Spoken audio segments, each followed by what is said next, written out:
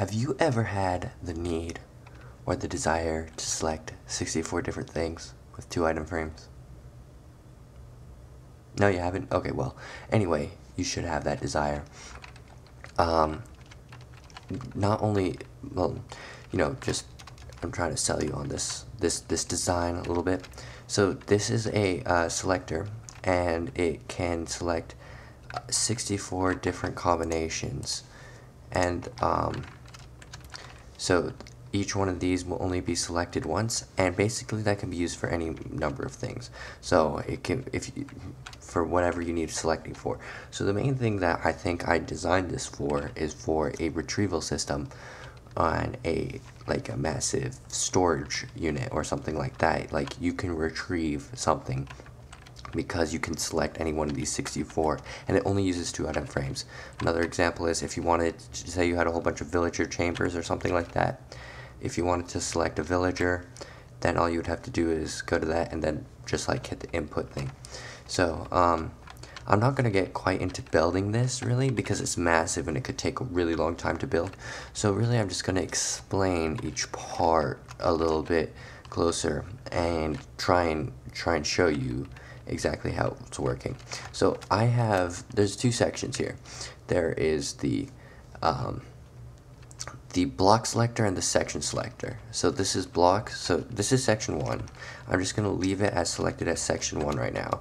If I change it to section 2, then it will change to, or block 2, it will change to block 2, block 3 will change to block 3, block 4 will change to block 4, etc. And that's how this works. So it runs by 8 blocks because, comparators have 8 different levels of selection. And then the second, say I wanted the 4th block on the third section, that's gonna go to here. 4th block, 1, 2, 3, 4 on the 3rd section. So that is that's basically how this idea works, and all it uses is 2 comparators. Now, if 2 comparators with these item frames have 8 different combinations per turn. So you can turn up 2, 3, 4, 5, 6, 7, 8, and for both of them, and to get the values that you want, you multiply them together, and that makes 8 times 8 is 64. So there's 64 possible combinations with 2 item frames. The hard part about selecting them is not really the concept of it. I'm sure the concept is really easy. It's just the wiring. So I just wanted to show you how I came up with the wiring and basically how each of these components work. So I'm going to go over the more basic one, which is the section design first. So for section design, all I did was basically one set of these repeaters needs to be powered, and there's eight sets of these repeaters. And how this works is basically, I'm just gonna go over some comparator stuff. So if you have, if you look up here, this is what I have right here. Where is it? Right here. You have a block going, you have a repeater going into 2 signals that are the same level, and then a comparator going into it, and there's an input on the side. So so this is how I did the first section. So wow, I can scroll, I forgot about that. So you see both of these, and so right now the repeater's outputting a signal, and it's outputting a signal of 15, and even when I put this here, it still outputs a signal of 15, but what I can do is change that to subtraction mode. So if two powers are coming in at the same equal, if it's in this mode, it will basically, instead of it will allow the power to go through, but if I change it to subtraction mode, it will not allow the power to go through if they're on equal power levels. Now I use this concept by creating this long comparator wire, and if you look, it's not consistent. There are some inconsistencies in it. So it goes comparator block, dust, comparator block, dust, comparator block, dust, comparator block, dust, and then dust. So for every single turn of the item frame, it travels another block down the wire. So if I just took an item frame, it can travel 8 blocks when it's on its 8th and last tick. But what I want to do is utilize this thing by basically every 2 blocks it will. So I'll just change it to 1 right here. So just so you can see. So this is on 1. And you'll notice that the power goes into this block but not into this block. That means that the power can run into here and power all of these torches. This is just a basic AND gate. And that's essentially how that takes place. So if I change it to the next one, the power will go into that comparator and continue down the line. So let's just do that real quick. So the comparator goes down the line, and you'll notice that this one's now powered, and because there's a repeater taking the signal out of both of these blocks, it will be able to nullify this signal, as we looked in that concept down there, since they're this base is basically the same thing, and it will stop this from powering, since the signal can no longer go through. So it's not powering any of this dust or anything on any level. The next part of this is just like it goes down to the next section. So as it goes down to the next section, you'll look, this is just 1 dust, 1 dust, and then 2 dust again. So that if there's only 1 dust gap between it, that means that the power can travel through at the same level. Then the comparator rejuvenates the signal to the same level, I guess, every single time. And it does the same thing over here. This isn't unpowering, this isn't nullifying this signal, so it can travel through, and this signal has not been reached yet, so it can't power that. So that's basically how that works.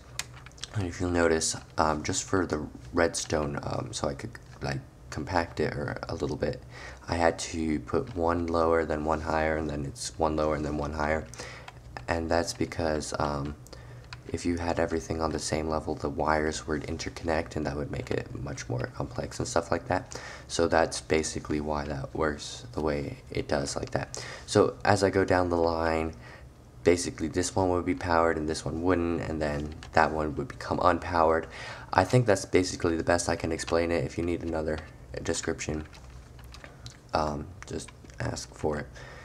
And what is this doing once it's getting there? So this yellow part of this yellow part is an AND gate. So it's unpowering this torch.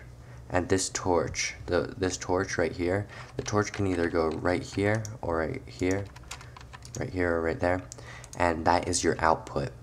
And it's when it turns on, that means that's where the output is.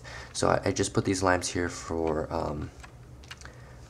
just for display, so that you could see that this lamp was turning on. So this must be the 4th block on the 2nd segment or whatever, and that sort of thing. The more confusing part is figuring out how to, so while this is unpowering an entire segment of 8 at a time, so it's saying, okay, one of these 8 out of these 8 segments, one of these segments can be powered, and in this case it's this one. So one of these segments can be powered, which means that the signal is allowed to go through. So this selects each segment. So if you notice, everything else is the same except for these ones. Whereas this has the job of selecting each individual torch. So if I go around here, look, it's the 4th torch, it's the 4th torch on this one, it's the 4th torch on this one, it's the 4th torch on this one. And by using that combination, it will, if the segment is off and that torch is off, it will turn this specific output on. And that's essentially the idea behind it. But the complicated thing about this section is powering each individual torch. There's basically two ways that you can do this. Either one is running 8 separate wires and powering each torch by a different, each fourth torch or first torch by a different wire. I tried that, it was way too big, way too complicated, and way too resource intensive. So the second way of doing this is by making it so that each comparator level will only power one. Now the hard part is figuring out how to split that up. And the way that I determined that I would do it is basically under this concept. So if I have a repeater here and a repeater here, or comparator I meant, 1, 2, 3, and I don't know how many that is, but the idea is that one signal can go one further than the other. So if this was on the first power level, then that would mean that this block, I think I should probably just get some item frames down. Item frames. Okay. So, say these were connected. So if this was on the first power signal, like it is, you'll notice that this section is powered. But if we're going in, this section is powered and this is unpowered because they're staggered. So that means, and that's basically what I'm analyzing for in my segment. I want one of them to be powered and one of them to be unpowered. Because you'll notice if none of them are powered, then I don't want that to be signaled. And if I change these both to 2 because they'll be on the same circuit, if both of them are powered, so right here is powered and right here is powered, I don't want the signal to go through either. I only want it where this difference is. And that's how I figured out how to do it. So right here is the actual building of it. So I destroyed this because I wanted to more easily see this. But comparator right here, I think. Okay. So if you look, this section right here, only this torch is being powered, and that's because this is being powered, but this repeater isn't. So it's basically like an AND gate, except for, yeah, it's basically saying this and this needs to be on and this needs to be off for it to work. So the way I did this is I had the lower one and I had it going into a torch, and this is basically just a torch tower. And it's very important that if this torch was on, that this torch turns off. So it needs to be inverted overall, basically, is what I determined. So this needs to be inverted overall. However, this does not need to be inverted because otherwise, if it was inverted, then it would be doing the same signal just further down the line. So the way I did this is just a basic torch tower, inverted the signal right here, and this is essentially your output for one of them. And then this is where the AND gate would be, and I just have a torch right here or something like that. And so that's basically how it works. That's the concept under it works. So I switch this, and now this one is powered. You'll notice that this torch is unpowered, which means that this torch should normally be on. Without this repeater here, that torch will be on. And that's what I wanted to get rid of, and that's how I got rid of it in the second section. So that's the top layer. It overrides this being off by being on. So, but it doesn't go until it's one block further dismissed than the other one. So that means that this one is on, and this power hasn't been reached yet, and then it goes to the next one, and the next one, and then the next one, and the next one, and the next one, next one, and then it all goes back to the first one. So I did that, so I basically hooked, why I had this destroyed is because I hooked this section up to each of these torches. And if you look, I made this wire all the way down, and it's almost the same as the one on the other side. The only difference is it doesn't have double spacing every so often. What that means is that the value that this is on will retain its power level. So as opposed to it decreasing in level as it goes down the line, it's retaining its power all the way down, which means that I can put this circuit in that I just showed you down there right here. And it looks complicated, but really it's not that complicated. So that means, so if you look, this one's unpowered because this is the first one that's unpowered, and that means that that one's powered, and it's every I don't know, what is this, fifth torch, something like that.